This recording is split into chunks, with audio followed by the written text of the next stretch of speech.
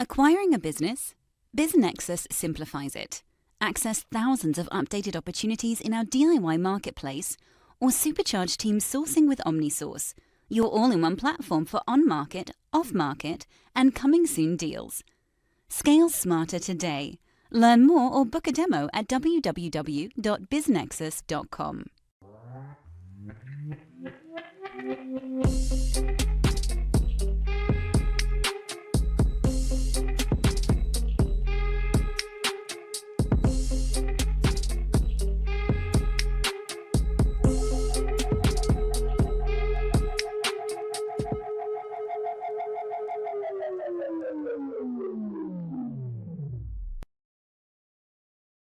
Wow, it seems like every day there's news about another company getting bought or sold, right? Especially in the world of tech-enabled services. Yeah, absolutely. It's a lot to keep track of. It really is. And if you're not careful, it's easy to get lost in the headlines, you know? Yeah, definitely. So for today's deep dive, we're going to kind of cut through all that noise and zero in on what's actually important, especially for folks who are really interested in the lower middle market. Right, exactly. We've got a great report here from middlemarketgrowth.org. It's dated March 13th, 2025. Okay. And we've also been looking at some of the news that's come out about specific deals, fundraising announcements, that sort of thing. Got it. And really, our goal is to try to figure out the key trends that are happening in mergers and acquisitions in the tech-enabled services sector. Yeah. Right? And what it all means for, those smaller but really dynamic companies out there. Yeah. Okay. So right off the bat, the report from middlemarketgrowth.org highlights this idea of resilience in M&A activity, particularly in tech-enabled business services. Yeah. Which is interesting, right? Yeah. Because even though there might be some economic uncertainty, this sector seems to be holding its own, right? Yeah, definitely. Despite any kind of broader economic headwinds, this sector seems to be kind of chugging along, doing well. Yeah, yeah. And to really kind of illustrate this, let's talk about what they call platform investments. Right. So when we say platform investment, we're talking about a private equity firm. Right. And for folks who might not know, a private equity firm is basically a company that pools money from investors to buy and manage other companies, and they go out and buy a main company. Right. And they use that main company as a platform for future growth. Yeah. And usually through additional acquisitions. Right, exactly. So they make further acquisitions and build up that platform company. So it's fascinating to see the variety of industries where these initial platform deals are happening, you know? Yeah. So one example is Rubicon Technology Partners. Right. They're a middle market PE firm that specializes in software, and they just recently acquired a majority stake in CollegeNet, which is a company that provides software solutions for higher education administration. Right. So they don't own the whole company. Right. But they have the controlling interest. Right, exactly. They have that controlling interest. And what this tells us, right, is that even in these really established sectors, like higher education, there's a strong push towards technological upgrades, right? Absolutely. And this suggests that there might be opportunities for software providers in this space. Yeah. And maybe even a whole wave of similar acquisitions in areas that have traditionally been less tech heavy. Yeah, I think that makes sense. Yeah, totally. And then you've got the Oakdale Company, which is a private investment firm, acquiring Century Tech. Yeah. Now, Century Tech is in a completely different space. They manufacture flexible packaging machinery. Okay. So very different from software for higher education. Right. Totally different. And what really stood out to me here, and middlemarketgrowth.org actually mentions that this was according to an announcement provided to them, is Oakdale's strategy, which is to grow through internal efforts, but also through additional acquisitions down the line. Okay, so they're kind of playing both sides of the game there. Exactly. That's right. So they're doing some things internally to grow, but they're also looking to buy other companies and bring them into the fold, right? Makes sense. Yeah. And if we connect this to the bigger picture, I think it suggests that even in these more traditional manufacturing sectors, companies are starting to realize the importance of strategic investment in growth through M&A. Right. It's not just about pure technology plays anymore. Yeah. And then we see J.F. Lehman and Company, also known as JFLCO. Mm-hmm. They're a PE firm that focuses on aerospace and defense. And they acquired a majority stake in Rist, a company that deals with maritime supply, logistics, and even budget management. Interesting. That's an interesting combination, right? Right. You've got this defense-focused firm moving into the maritime tech world. Exactly. So I'm curious, is that something that we're seeing more of? Is that a trend? Or is this kind of an outlier, do you think, based on some specific synergies between those two companies? Well, and this is where it gets really interesting, right? Okay. Because while JFLCO isn't your typical tech investor, they clearly see value in this tech-enabled service provider that operates within their core area, right? Right. Plus, they're actually partnering with Risk's current sponsor, Alter Equity Partners, which suggests a continued commitment to this space, right? Wow. And maybe even a shared vision for where they think Risk can go in the future. Yeah.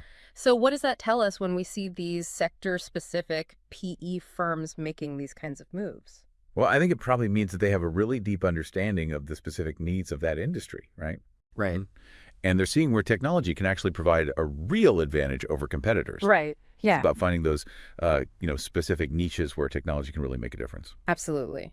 And then lastly, in this platform investment category that middlemarketgrowth.org highlights, we see HIG Capital. Okay. And they're acquiring a majority stake in Protos SPA, which is an Italian company Okay. that offers technical advisory and consulting services. So it's kind of a broad range of services there. Right. And they work across a really wide range of sectors, from infrastructure and energy to real estate and financial services. Oh, wow. Okay. So it's not just about one particular industry. It really kind of underscores this increasing demand for, expert advice and support that's enhanced by technology Right. across various parts of the economy. Yeah, it seems like everyone's looking for that edge, and technology is a big part of that these days. Absolutely.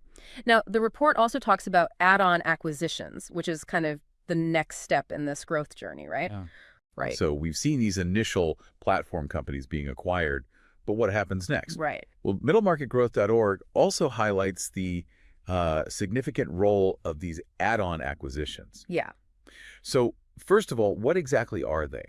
Okay, so the thing of add-on acquisitions as basically, smaller companies that are being bought and added to an existing platform company. Got it. The goal is to expand the platform company's offerings, their reach, or their market share. Okay. It's a really key strategy for growth, especially for companies that are already backed by private equity, which a lot of these platform companies are. Right. So it's like they buy this initial company, and then they start looking around for these smaller companies that can kind of plug in and really, enhance their existing offerings. Exactly. Yeah, that makes sense. And we see a lot of examples of this in the report. Okay, give me some examples. Sure. So one example is Aurora Capital-backed Cold Chain Technologies. Okay. They acquired Global Cold Chain Solutions, or GCCS. And this was actually their 5th add-on since they partnered with Aurora. So they've been busy. Wow. Okay. And GCCS focuses on a really important area, cold chain logistics for life sciences, Right. specifically in Australia and India. So it's not just about adding more of the same, it's about expanding their geographic reach. Exactly. It's about both geographic expansion and also specializing within that really crucial industry. Right, yeah. And then you have TJC LP's portfolio company, PSC Group. Okay. They're in the logistics and repair space for industries like chemical, refining, agriculture, and pulp. Okay. And they made a really big move by acquiring 32 Rescar operations, which deal with rail car and ISO container services all across the U.S. Wow. So that's a huge expansion of their operational footprint, right? Yeah, it really shows how these add-ons can create some serious scale. Yeah, yeah. And then we also see TSCP-backed Pesco Holdings acquiring Gorilla Pest Services. Okay. This one feels like a more straightforward play, Right. kind of consolidating within a specific service industry, which in this case is pest control. Yeah, just bringing together similar businesses to create a larger regional player. Right, exactly.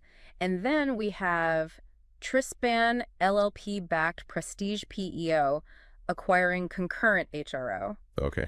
Prestige PEO is a professional employer organization, and this acquisition basically expands their reach into the Midwest and the mountain regions. Got it. So again, we're seeing that geographic growth through these strategic acquisitions. Yeah, makes sense. Yeah. But, it's not always just about geography, right? Right. We also see K1-backed Gravity, a company focused on alumni and donor engagement for educational institutions. Okay. And they merged with Ivy.ai and Ocelot, Wow. both of which offer AI-powered student enrollment and engagement technologies. Interesting. And now it's all under the Gravity brand. So it's kind of like a technology merger in a way. Right, exactly. So what's the significance of that, of combining all these different technologies? Well, I think the key there is that they're creating synergy by integrating all these different but complementary technologies. Okay. It's not just about adding more of the same, it's about enhancing their overall value proposition. Right. And that leads to more comprehensive offerings and a stronger position in the market. Right. So they can offer their clients, a wider range of services, a more complete package, essentially. Exactly. Now, the middlemarketgrowth.org report also talks about exits, Right. which is essentially when private equity firms decide to sell off their portfolio companies. Right. Yeah, it's the kind of the natural end of the investment life cycle. Right, exactly. So they buy these companies, they grow them, and then eventually they sell them. Right. And these exits can tell us a lot about where different investors see value and where they see opportunities to, move on. Yeah, it's a good indicator of market sentiment and, where the smart money is going. Right. So, for example, we have Battery Ventures. They exited PPT, or Physical Properties Testers Group, Okay. which provides property test and measurement solutions. Got it. And they sold it to SK Capital, which is a firm that focuses on materials, ingredients, and life sciences. Interesting. So again, a very specific sector focus there. Exactly. It shows that there's a buyer out there with a particular interest in that specific area. Right. Yeah. And then Odyssey Investment Partners exited Mercalis, which is a patient services provider. Okay. And they merged with PharmaCord, another patient services company, which is majority owned by Primera. All right. So it looks like a strategic merger within that pharmaceutical services sector. Right. So they're basically creating a larger player in that specific area of healthcare. Exactly. And these exits are important because they demonstrate that that whole life cycle of private equity investments, right? Right. And they show us where these strategic buyers or other PE firms see potential for future growth. Yeah, absolutely. And that brings us to something really important, which is fundraising, right? Right. Because that's the fuel that drives all this M&A activity, especially in the lower middle market. Yeah. So where's all this capital coming from to fund these deals? Right. Well, the report highlights some pretty significant fundraising activity. Okay. Like what? So Pamlico Capital, a middle market PE firm, just closed its sixth fund. Right. With a whopping $1.75 billion. Wow. They even exceeded their initial target, which was $1.5 billion. Okay. So they're clearly seeing a lot of interest from investors. Right. And their focus is on sectors like communications, healthcare IT, and very relevant to our conversation, tech-enabled services. Right. So that oversubscribed fund really highlights how much interest there is in the middle market, especially in those growth-oriented sectors. Absolutely. And then for those of you who are really interested in the lower middle market, there's some really good news. Okay, what's that? The report also talks about Capital the Group. Right. And they just closed their latest fund with over $1 billion in capital It's commitments. $1 billion. Wow. And they specifically target lower middle market companies across North America. That's huge. Yeah, it really is. So if you're operating in that lower middle market, or if you're thinking about investing in that space, this is a really positive sign. Right. Because it means that there's a lot of capital out there looking for deals in that segment. Yeah. So the report also touches on some of the recognition within the M&A community itself. Oh, interesting. Yeah, they highlight the people and the firms that are really driving all this activity. Okay. So ACG Detroit recently announced the winners of their annual M&A All-Star Awards. Okay. And they recognized individuals like Ashley Gray from Akula Equity Partners, who won the Rising Star Award. Very cool. And then there was Chris Caron from Blue River Financial Group, who was named Dealmaker of the Year. Nice. So the awards ceremony is happening on May 7th at the Townsend Hotel in Birmingham, Michigan. That's coming up soon. Yeah. It's always interesting to see who gets recognized for their contributions to, the world of deal making. Yeah, absolutely. And lastly, the report mentions a potentially massive transaction. Okay. That could have some pretty broad implications. Okay. So we're talking about Walgreens Boots Alliance potentially going private Oh, wow. in a deal with Sycamore Partners. That could be worth close to $10 billion. $10 billion. That's a lot of money. Yeah. It's pretty mind-blowing to think about a company that's been public for almost a century facing such a fundamental shift. Right. It really highlights how even these giant companies need to adapt in this ever-changing economic landscape. Yeah. It's a big deal, especially considering that Walgreens has been a public company since 1927. Yeah. And the context here, with all these store closures due to rising pharmaceutical costs and inflation, really underscores the challenges that even well-established players are facing. Right. And it reminds us that the broader economic environment is always a factor in all of this. Absolutely. Yeah. It influences M&A activity across all sectors, not just in tech-enabled services. Right. So to kind of wrap it all up for you, we've seen a really dynamic and active M&A landscape, as highlighted by middlemarketgrowth.org. Okay. There's a particular focus on the lower middle market within tech-enabled services. Right.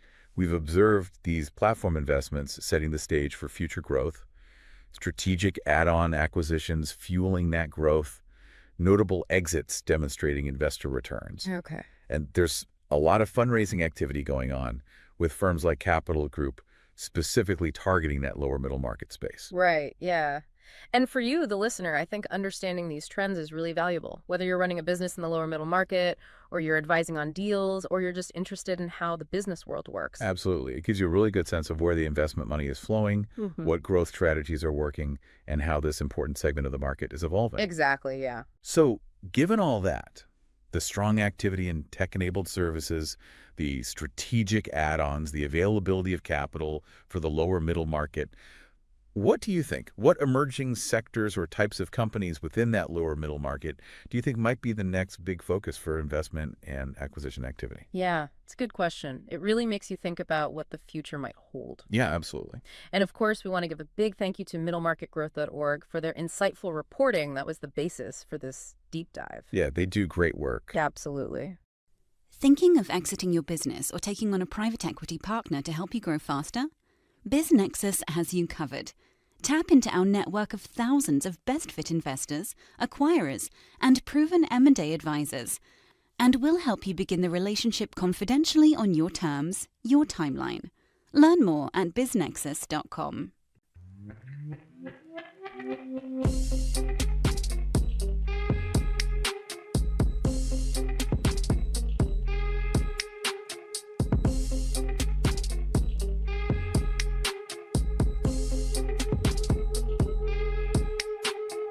Disclaimer from the Always Present legal team. Podcast conversations don't necessarily reflect the views of BizNexus Incorporated. Everything you hear is informational news and updates from around the industry. We're not recommending any investments. We're not offering any investment advice. Be sure to do your own homework.